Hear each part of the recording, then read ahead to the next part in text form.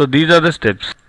Next, which of the following steps of construction is incorrect while dividing a line segment of length 3.2 centimeters in the ratio 3:5 internally?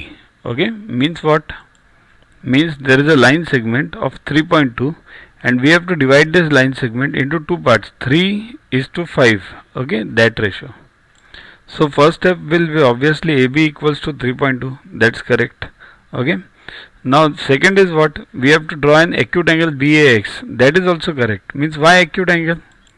See, you have to take any acute angle of any degrees and divide it into the number of parts, total number of parts required by us.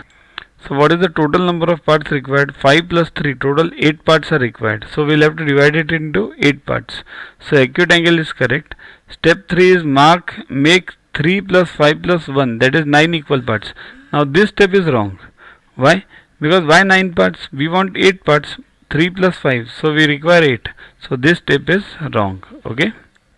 So the correct step should be on AX, make 3 plus 5 equals to 8 parts and mark them as A1, A2 up to 8.